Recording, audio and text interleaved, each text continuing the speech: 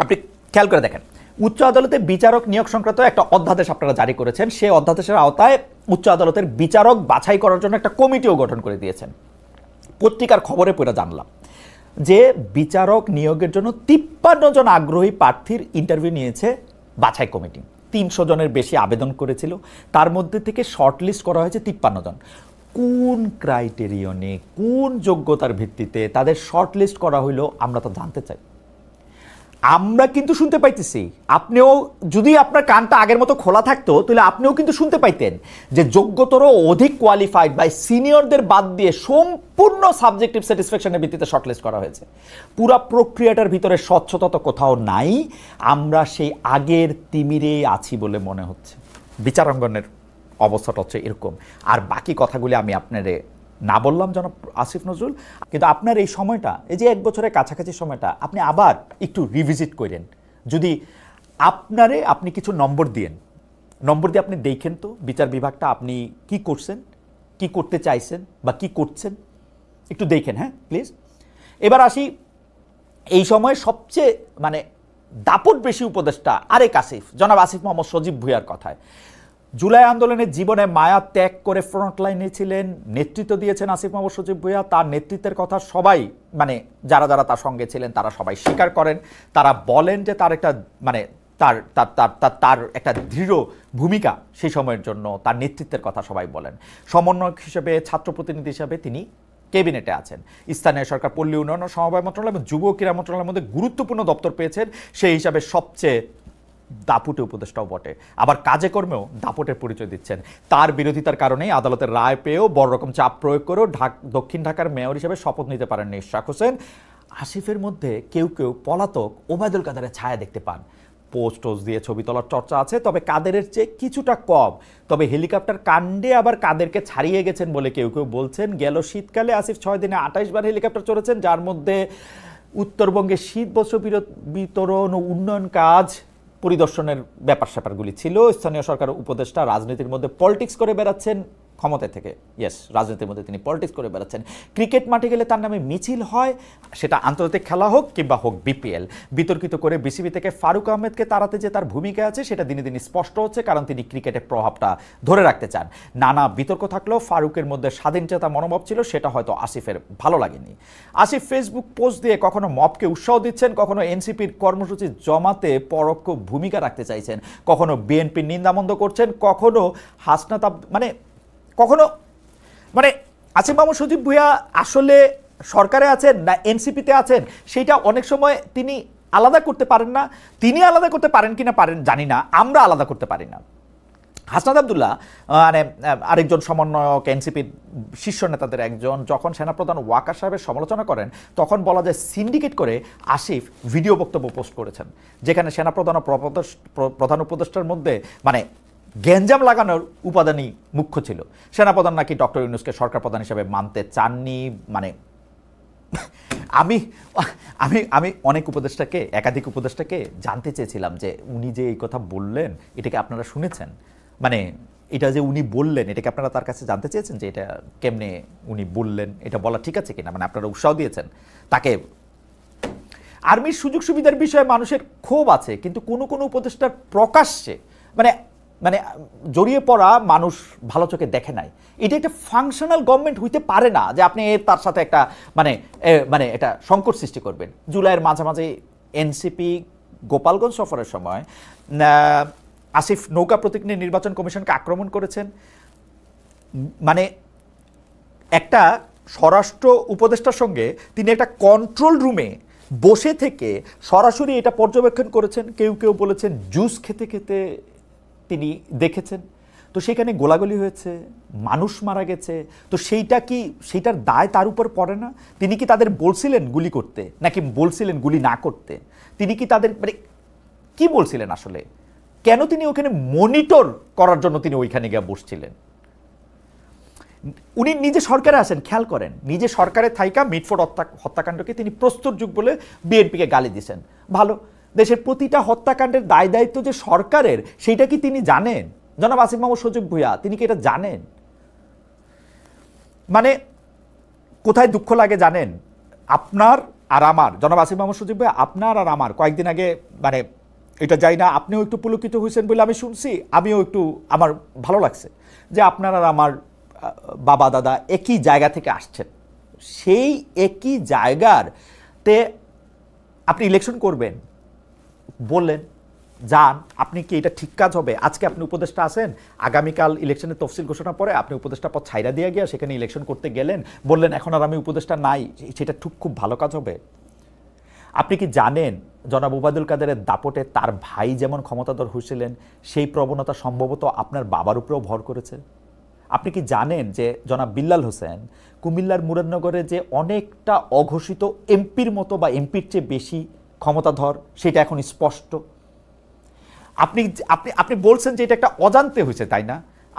আপনার অজান্তে হয়েছে জনাব আসিফ, তাই না? যে আপনার অজান্তে আপনার বাবা ঠিকাদারি লাইসেন্স নিয়েছিলেন, আপনি যখন জানছেন তখন এটা আবার বাতিল করা হয়েছে। আপনি এরকম আরেকটা গুরুতর অভিযোগ আসছে যে আপনার বাবা মবের মাধ্যমে তিনজন যে বা তিনটা যে হত্যাকাণ্ড হয়েছে তার হোতাদের অনেকটা রক্ষাকর্তা।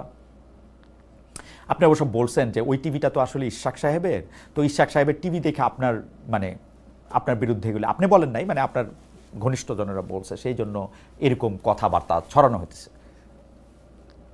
মানে আপনি এগুলিকে ষড়যন্ত্র বলে উড়াই দিচ্ছেন। আপনার সাবেক এপিএস মোয়াজ্জেমের বিরুদ্ধে দুর্নীতির তদন্ত করছে দুদক, তো আপনার এপিএস সাহেবের 100 কোটি টাকার দুর্নীতি কি আপনার অজান্তে করা হয়েছে? আপনি এত অজান্তে থাকেন কেমনে? মানে এটা কেমনে সম্ভব? আপনি কেমনে এরকম মানে না জানা থাকেন? মনে করেন এপিএস এর তো নির্বাহী ক্ষমতা নাই, নির্বাহী ক্ষমতা আছে আপনার। আপনি কেমনে মানে মানে মানে মানে কেমনে না জানতে পারলেন যখন আপনার যে আপনার এপিএস আপনার উনি যখন মানে দুর্নীতি করেন?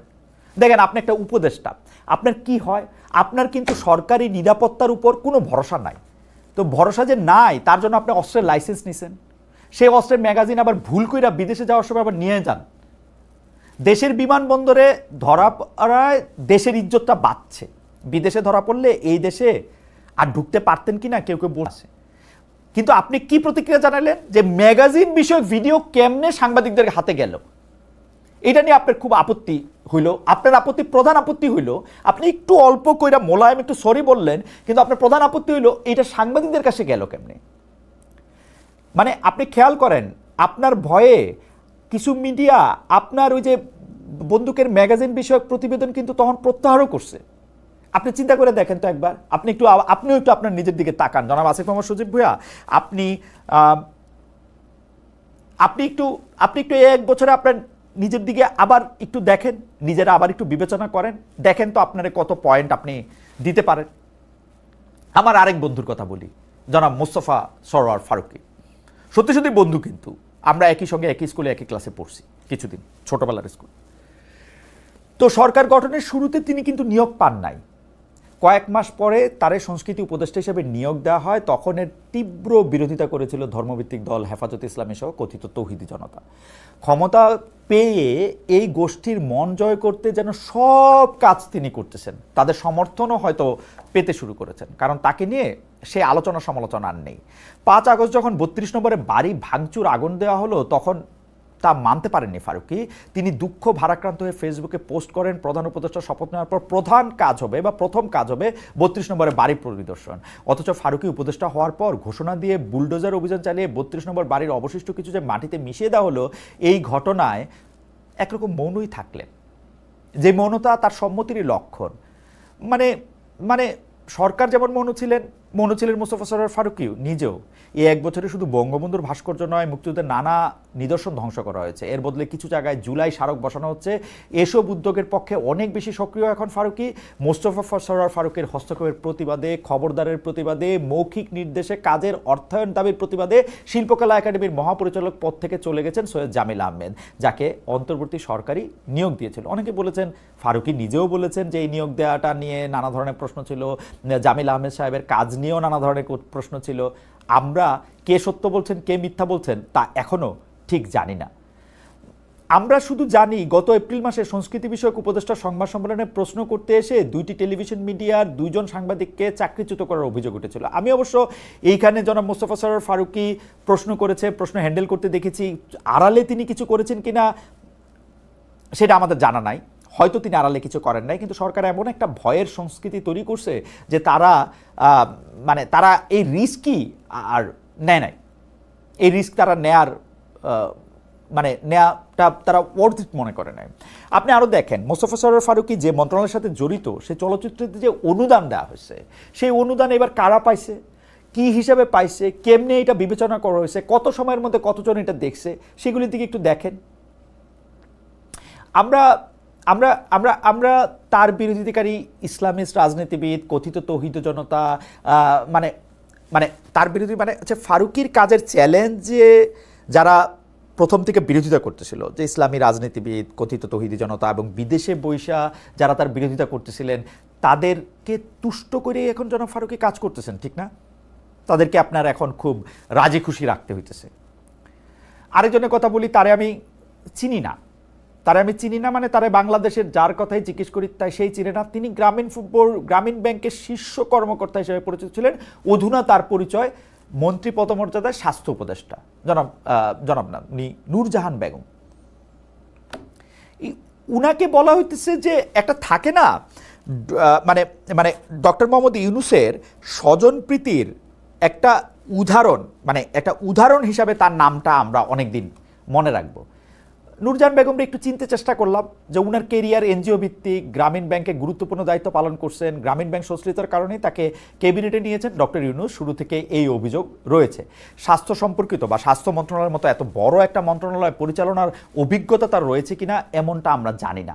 সম্প্রতি এনসিপি নেতা জনাব হাসনাত আবদুল্লাহ এসব সমালোচনা করে নূরজাহান বেগমের পদত্যাগ দাবি করেছেন। স্বাস্থ্যখাত দেশের বড় অরাজকতার জায়গা হলেও সেখানে সংস্কারের কোনো উদ্যোগ দেখা যাচ্ছে না, সব চলছে আগের সিস্টেমেই। স্বাস্থ্য উপদেষ্টা নূরজাহান বেগমের সাবেক পিও তুহিন ফারাবি এবং বর্তমান পিও মাহমুদুল হাসানের বিরুদ্ধে ক্ষমতার অপব্যবহার, তদবির বাণিজ্য, চাঁদাবাজি, টেন্ডার বাণিজ্য সহ নানাবিধ দুর্নীতি ও অনিয়মের মাধ্যমে শত শত কোটি টাকার অবৈধ সম্পদ অর্জনের অভিযোগ অনুসন্ধান করছে দুদক। স্বাস্থ্য মন্ত্রণালয় জুলাই আন্দোলনের হত্যাকাণ্ডের সংখ্যা চূড়ান্ত করতে পারেনি এখন পর্যন্ত। সবশেষ তথ্য অনুযায়ী গণ অভ্যুত্থানে 864 জন মারা গেছে। আহতদের চিকিৎসা নিয়ে নানা নৈরাজ্য হচ্ছে। এই 864 জনেরটাও আমি মন থেকে বললাম, সর্বশেষ তারা মানে কি তথ্য দিয়েছেন, সেটা কি আপডেট করেছেন, সেটা মানে আমার কাছে সর্বশেষ তথ্য অনুযায়ী তারা সেটা এখনো আপডেট করেন নাই। আহতদের চিকিৎসা নিয়ে নানা নৈরাজ্য আছে।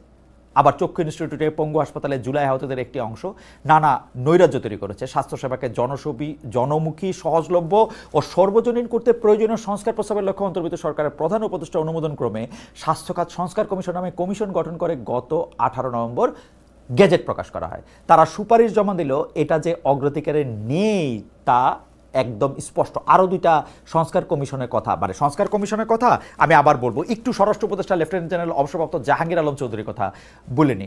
অনেকেই বলতেছেন ব্রিগেডিয়ার জেনারেল সাখাওয়াত সাহেবের এই কেমন বিকল্প, মানে অন্তর্বর্তী সরকারের এক সপ্তাহের মধ্যে বলা যায় উচিত কথার বলি হয়েছিলেন ব্রিগেডিয়ার জেনারেল অবসরপ্রাপ্ত এম সাখাওয়াত হোসেন। তাকে সরিয়ে নতুন স্বরাষ্ট্র উপদেষ্টা করা হয় হচ্ছে লেফটেন্যান্ট জেনারেল অবসরপ্রাপ্ত জাহাঙ্গীর আলম চৌধুরীকে। দেশের স্বরাষ্ট্রমন্ত্রীরা ঐতিহ্যগতভাবেই বেফাস কথা বলেন, সেই ঐতিহ্য ধরে রাখতে পেরেছেন জাহাঙ্গীর আলম চৌধুরী। চুরি ডাকাতি চিন্তায় মব থামাতে ব্যর্থ উপদেষ্টা রাত 3টায় সংবাদ সম্মেলন করেন। এই সরকারকে জনগণ 5 বছর চায়, সেই ক্যাম্পেইন করেন স্বরাষ্ট্র উপদেষ্টা। পুলিশের সংস্কার হয়নি, কিছু বললেই বলা হয় যে আগের আমলের পুলিশ রয়েছে, সেই পুলিশ দিয়ে কাজ করা যাচ্ছে না। সেই পুলিশ সংস্কার করা যায় নাই। কিন্তু আপনারা আর কতদিন পর্যন্ত আগের আমলের পুলিশ, আওয়ামী পুলিশ এইসব কথা বলবেন? মানে এটা আল্লাহ ছাড়া আর কেউ বলতে পারবে না। আগের মতোই পিক এন্ড চুজ করে পুলিশ কাউকে পেটায়, কাউকে মব করতে দেয়। অন্তর্বর্তী সরকারকেও পুলিশ তার নিজের মতো করে ব্যবহার করে। আইন শৃঙ্খলার ব্যাপক অবনতি দেখে মনে হচ্ছে আইন শৃঙ্খলা বাহিনীর উপর এই সরকারের কোনো নিয়ন্ত্রণ নাই, বরং আমাদের এই স্বরাষ্ট্র উপদেষ্টা অনেক বেশি মানবিক মানুষ, এটা প্রমাণ করার জন্য পুলিশ গিয়া কি খাচ্ছেন, তারপরে হচ্ছে কি খাইলে ভালো হবে, কিভাবে টাকা জমা রাখলে ভালো হবে, এগুলি নিয়ে মানে মানে মানে বেশি ব্যস্ত বলে মনে হইতেছে। এই আইন শৃঙ্খলার বিষয়ে অনেক বেশি রিল্যাক্টেন্ট মনে হইতেছে যে পুলিশের কর্তা ব্যক্তিদের।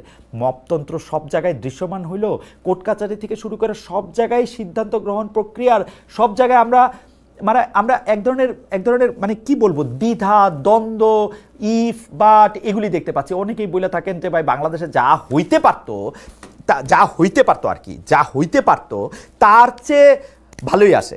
মানে একটা গল্প আছে না, এর চেয়েও খারাপ হইতে পারতো, গল্পটা মানে পরে আরেকদিন বলবো নি। আসলে সব কথাই আমি এর চেয়েও খারাপ হইতে পারতো দিয়ে আমি আসলে কইতে পারি। এই যে এখনো যে কিছু মানুষের ধারণা সরকার এই পোলাপাইনগুলির রাস্তায় রেখেছে কিছুটা আর্মিকে কাউন্টার করার জন্য, অথবা তৃণমূলে যেহেতু তাদের কোনো লোকজন নাই এই সব পোলাপানি সেগুলির অভাব পূরণ করতেছে। চাঁদাবাজিতে মানুষ অস্থির হয়ে আছে, যেখানে বিএনপির লোকজন বেশি জড়িত, এটা একদম দিবালকের মতো স্পষ্ট। বিএনপির লোকজন চাঁদাবাজিতে বেশি জড়িত।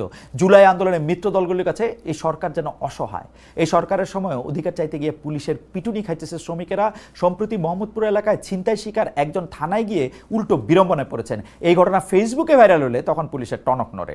সরকারের কর্তারা নিরাপত্তা ইস্যুতে আবারও মনে করে দেয়, নিরাপত্তা ইস্যু এলেই পতিত ফেসিবাদীদের ষড়যন্ত্রের কথা বলেন। একজনকে গ্রেফতার করা হয়েছে, তিনি নাকি ট্রেনিং দেন একজন আর্মিকে। ভাই আওয়ামী লীগের সরকার, শেখ হাসিনা সরকার পুরাটা আর্মি, পুরাটা পুলিশ, পুরাটা র্যাব, পুরাটা বিজিবি সবাই লয়ে তো বৈশা ছিল। এখন এই 500 জন 300 জনের লয়ে ট্রেনিং দিয়ে আপনি করে ফেলাই দিব, এইগুলি গপ্প আপনারা এখন করবেন? ক্রসফায়ার করাটাই আপনার মনে করে দিই, ক্রসফায়ার করাটাই মানবাধিকার লঙ্ঘন। ব্যাপারটা এরকম না। রাষ্ট্রীয় বাহিনীর যেখানে উপস্থিত থাকার দায়িত্ব সেখানে যদি উপস্থিত না থাকা বা মানবাধিকার লঙ্ঘন হতে দেয়, নীরবে বা ইনঅ্যাকশনের মাধ্যমে একটা ভয়ানক অবিচার হতে দেয়, সেইটাও ভায়োলেশন অফ হিউম্যান রাইটস। আপনাদের হিউম্যান রাইটস কমিশন, যেটা একটা আন্তর্জাতিক কমিশন, সেটা আপনাদের নিয়ে কি বলছে? এই যে শ্রদ্ধেয় সরকাররা, এই যে শ্রদ্ধেয় সরকার প্রধানরা, ডক্টর মোহাম্মদ ইউনূস স্যার, এটা খেয়াল করে দেখেন। অন্য সময় হইলে কইতো, যে সরকারে থাকে সে কইতো যে এটা পয়সা দিয়ে করানো হয়েছে। আপনারা এটা এখনো বলেন নাই, কিন্তু এগুলি বাড়াবাড়ি কথা বা এগুলির পাতা দেওয়া। মানে মজার ব্যাপার কি, ডক্টর মোহাম্মদ ইউনূস আপনি যখন ক্ষমতায় আসছেন তারপর দিন থেকে আপনি বলে আসছেন যে আপনি আমার সমালোচনা করেন, কোনো অসুবিধা নাই। সমালোচনা করলে কোনো অসুবিধা কেমনে থাকবে? আপনি তো সমালোচনা কান দিয়ে নেনই না, আপনি তো আমাদেরকে আধা পয়সা পাত্তা দেন না। আপনি যেইটা যে সময় আপনার বলতে ইচ্ছা করে, করতে ইচ্ছা করে, সেইটা আপনি করেন। যেমন আপনি একটা নারীদের মান মর্যাদা অধিকার নিয়ে আপনি একটা নারী বিষয়ক সংস্কার কমিশন করছিলেন। আপনি সেই সংস্কার কমিশনের যে রিপোর্ট, সেইটা পড়ে আপনার কাছে মনে হয়েছে যে এটা মারাত্মক ভালো রিপোর্ট। তারপরে যখন এই রিপোর্টটা নিয়ে আপনি একটা ব্যাকলেশ খাইলেন, অনেক রকমভাবে আপনি একটা প্রতিবাদ দেখলেন, এনসিপির বড় বড় নেতারা গিয়ে ওইখানে গিয়ে বসে থাকলো, আপনি বুঝলেন যে এখন আর এটার কোনো খবর নাই। আছে কোনো খবর? আপনি আপনি আপনি মানে আপনি আপনি ওইটার কই আসলে ওই আপনি যেটা কইছিলেন যে একটা অসাধারণ একটা রিপোর্ট, একটা অসাধারণ কমিশন, ওইটা রিপোর্ট কই? আপনি যে একটা জনপ্রশাসন সংস্কার কমিশন করছিলেন, একটা জনপ্রশাসন সংস্কার কমিশন, ওইটার রিপোর্টটা কই? ওই রিপোর্টটা কই আপনি বলেন তো? আপনার প্রেস সচিব যে আমাদেরকে বুঝায়, কেমন জানি উনি ডিকশনারি লয়ে বোঝার মতো বলে, এটা হচ্ছে মব, এটা হচ্ছে প্রেশার গ্রুপ। আপনারা প্রেশার গ্রুপকে আপনি মব দিয়া আটকাতে পারবেন না। মাইলস্টোন ইয়াতে গিয়া যখন আপনি আটকায় থাকলেন, ওটা প্রেশার ছিল না মব ছিল? আপনি বলেন তো, প্রেশার গ্রুপ ছিল না মব ছিল? বলছেন আপনি এটা? আপনি বলছেন যে ভাই এটা ছাড়া যে মানে কি বলে কোনো রকম বল প্রয়োগ করা ছাড়া যে আমরা 9 ঘন্টা পরে এসছি, এইটাই আমাদের সবচেয়ে বড় কথা। আপনি এই জনপ্রশাসন সংস্কার কমিশনে আপনি অনেকগুলি প্রস্তাব করছিলেন, কেউ কইছিল যে এগুলি ভালো প্রস্তাব, অনেক কিছু দেখা টেখা এই প্রস্তাব করা হয়েছিল। এগুলি আপনি কেন করেন নাই? এগুলি করেন নাই কারণ হচ্ছে আপনি আমলাদের ভয় পান, আমলাদের কিছু কিছু জিনিস পছন্দ হয় না, সেজন্য করেন নাই। কিন্তু এই জনপ্রশাসন সংস্কার কমিশনের কিছু জিনিস কিন্তু আবার এটা আপনারা করতেছেন না। সেগুলি কি জানেন? আঞ্চলিকতা এবং এনজিও নির্ভরতাগুলি। কোথাও পাবলিক টয়লেট বানানোর হিসাব নিকাশ, কোনো জায়গায় বিভিন্ন এনজিওর ওগুলি আপনাদের মানে প্রায়োরিটিতে এখন পড়ছে। জনপ্রশাসন যাতে রাজনৈতিক দলের হাতিয়ারে পরিণত না হয়, সেইটা নিশ্চিত আপনি কেমনে মানে ওইটা কীভাবে করছেন? আসলে এই সরকারও দলীয় সরকারগুলির মতো দুর্নীতির অভিযোগ মুক্ত না, এইটা হলো আসল কথা। আগের তত্ত্বাবধায়ক সরকারগুলো, এটা অবশ্য তত্ত্বাবধায়ক সরকার না, ওনার হচ্ছে ইন্টারিম গভর্নমেন্ট, অন্তর্বর্তীকালীন সরকার, সুতরাং ওনারা এর থেকে আলাদা। আগের তত্ত্বাবধায়ক সরকারগুলির সাথে তার তুলনা দেওয়া যাবে না। মির্জা ফখরুল ইসলাম আলমগীর সম্প্রতি বলেছেন ব্যবসায়ীরা তার কাছ থেকে অভিযোগ করতেছেন আগে ঘুষ 1 লাখ টাকা দিতে হইতো, এখন দিতে হয় 5 লাখ টাকা। এই কথা কিন্তু দুর্নীতি দমন কমিশনের যে প্রধান আছেন তিনিও কইতেছেন যে আগের ঘুষ আর পরের ঘুষ নেয়া। কোনো কড়া পদক্ষেপ নেওয়া হয়েছে? প্রশাসনে, সচিবালয়ে, বিভিন্ন সরকারি প্রতিষ্ঠানে এই ছাত্র প্রতিনিধি নামে সমন্বয় পরিচয়ে তদবির বদলি বাণিজ্য কি থেমেছে? মোট কথা প্রশাসনের সকল পর্যায়ে যে দৌরাত্ম্য আমরা দেখতে পাচ্ছি তার কোনোটাই কি থেমেছে? মানে এই এই এই যে এই যে এই যে এই যে এই যে অরাজকতা, এই অরাজকতাটাকে আপনি দেখতে পাচ্ছেন? শুনেন, আপনি মানে আমাদের একজন প্রিয় নেতা, অনেকেরই প্রিয় নেতা মাওলানা ভাসানী, তিনি কাকমারি সম্মেলন, আপনি মনে আছে তো? কাকমারি সম্মেলনে মনে তো নিশ্চয়ই থাকবে, আপনি ইতিহাস খুব ভালো করে পড়েন, আপনার যাদের কথা বললাম তারাও খুব ইতিহাস ভালো করে পড়েন। কাকমারি সম্মেলনে শাসকদের উদ্দেশ্যে বলছিলেন যে আপনারা যদি এরকম চালায় যান তাহলে কিন্তু আমাদের একটা আসসালামু আলাইকুম দিতে হবে। মনে করে দিলাম। Thank you so much.